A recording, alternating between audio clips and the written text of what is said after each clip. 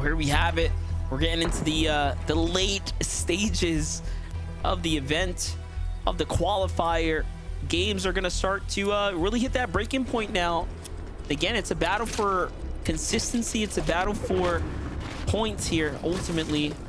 In this lobby, I'm looking at the feed there too. Mero and Cooper have found themselves in this lobby alongside Epic Whale Click, so you can already tell it's going to be a good one. Click's at 3 eliminations again as well here, Taco. So every time we've jumped in, I mean, they've at least had some numbers on the board. I have to imagine that some of those elims probably stemming from the fact that their drop over at Lavish Lair being one of the name POIs that has that mythic weapon, Oscar's Frenziato, on top of Oscar's Medallion. You can definitely see why teams would be choosing to try and contest Clicks and Epic for the opportunity to try and get that loot for themselves. But yeah, that's where I'm expecting those 3 elims to have stemmed from. But more on them later on, see how they fare after having left the Rift Island. Seems as though they were able to gather everything that they wanted to for the time being, but Cooper, auto only, just hanging out. My Reckless Railway is not really sold on which direction they want to head first. World's kind of their oyster at this point. Yeah, when you're the global champions, you know, you can decide how you want to do this whole thing. I mean, they're chilling. They're doing pretty good. 3 eliminations, not too bad. They want to play for end games. I think this is where we are. On Surge.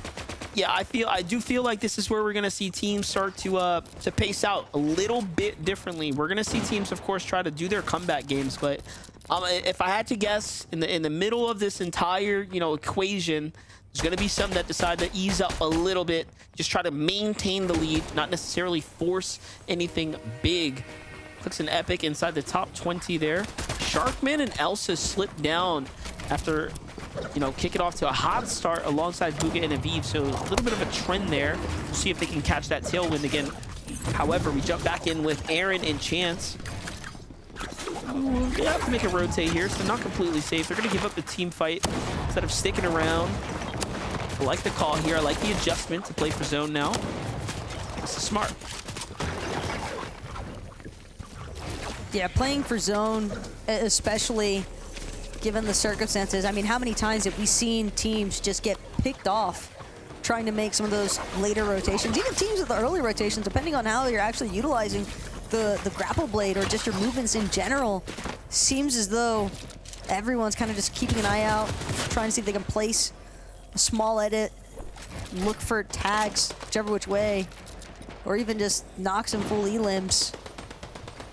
It's nothing that warrants, I think, any sort of immediate chase down whenever shields get broken by a solo or a duo, but at the same time, it is kind of just trying to claim space, I think, for a lot of these teams, especially some of our more experienced teams that are definitely trying to control the flow of the lobby. Jump back in with Clicks. I don't see Epic Whale nearby. He has to close the gap there. Catch back up. Bit of a split here. Might have been kind of forced into the situation. The zone's going to pull pretty far right now. And it kind of makes sense. I can see Clicks does not have the grapple.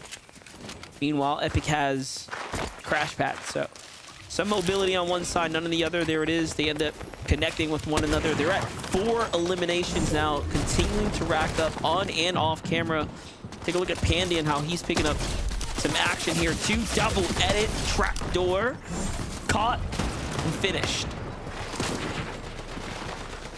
Just a clean play outright. That's a good confidence builder play as well. You can see Pandy kind of looking to keep trying to push forward. Sees another team there in Crisp. Thinking about maybe looking for a challenge just from slightly above. And again, it's kind of a refresh that's needed in terms of finding some white heal resources. Even finding like a standard shield potion instead of just these small shield potions could go a long way right now for Pandy and Keenser. You have to be careful. Crisp and Noxy, a very experienced duo. A lot of years playing with one another. Many, many games under their belt. Meanwhile, on high ground, Exoff in Toronto, putting down the pressure, laying down the storage, trying to see who's going to Pick it up for a read so far. 3 elims, not bad by any means. Zone's gonna pull pretty far though. Yeah. And they're gonna go for it. Okay, I don't really know how I feel about this, but they're going to commit to build out all the way across here. This is gonna be a huge material commitment. We'll tune in with them in just a second. We'll be right back on that one. But first, on the low ground, let's see what Clix and Epic Mero gonna do here. Also eyeing up an opportunity here, and there it is. We called it. This is even crazier. Another team wants to jump in to this incredible tarp here. It's so far. Why go for it? Yeah, Exoff changed his mind. Look at all that material saved. But still, at least 30 builds having been expended towards that initial tarp out, and that's quite a lot to kind of risk first reward it. I'm just not sure that there was ever really much reward for him waiting. But hey, that's where some of these other teams can try to look to take advantage, and Clix and Epic taking a moment to look up, recognize the team on height, but Clix not finding an opportunity just yet to actually challenge them. Instead, it's going to be some nice shots connected into the box up against Maxo, and Dolzier completely on the back foot here, just try and do what he can to tarp and stay alive. And Clix and Epic, they're actually going to choose to just keep moving forward. They don't want to get caught up in any sort of congestion in these mid-ground layers. They know they've got to stay moving with the zone. A lot of our experienced duos starting to look up here, trying to see if there's a little bit of vulnerability up top, and it does seem like it. Once you see those wood builds, you know there's a chance for you to go for it, but Mero wants a refresher instead here. He jumps on down, following Cooper's lead right now. Very interesting to see how this is going to play out. Meanwhile, Epic loses Clix. Epic Whale now left by himself here. 50 builds, 40 builds. Just a couple more to work with. Tagged up too. Tough spot to be in here, but staying alive now is really all that matters. Just placement points right in front of him. He's got to stay up for another 30 seconds or so. Yeah, but with no builds, he's just got to take his chances. Won't be able to find a successful swing around there. Ziggy with the elimination onto Epic will cut his run short here in this lobby. But Curve and Xanda, we saw them really early on looking to challenge Ziggy on that height take, and they're still holding it. Haven't been chopped out just yet, haven't had another team directly aggress. We've seen some instances from Auto Only and Cooper potentially looking to try and take over, but again, Auto Only, Cooper looking to try and make their way up from the secondary height layer. Not many builds left though for Auto Only. 6 builds to his name now. Has decent resources though, so might just look to try and brawl out on the low ground, see if they can find a materials refresh that way.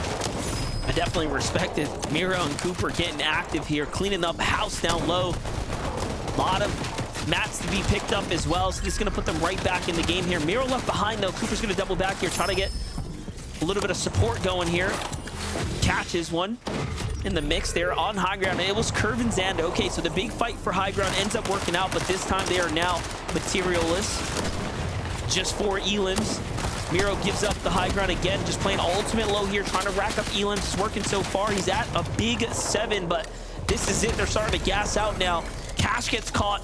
Another one swings around to them, and Mero's probably going to be the player that goes for high ground. You can see him making that decision. He already has the grapple blade here, but the duo comes down together. They also are desperate here. It's an all or nothing situation. Curve not looking to play for the high ground. Mero steps up the side, just a little bit more clever, a stronger angle, and Cooper and Mero win the game.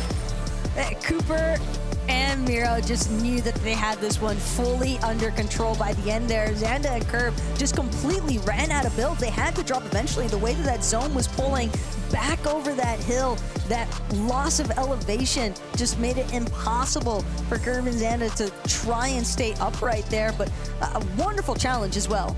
Out of Auto Only, making sure that it wasn't going to resort to a heal off in the end.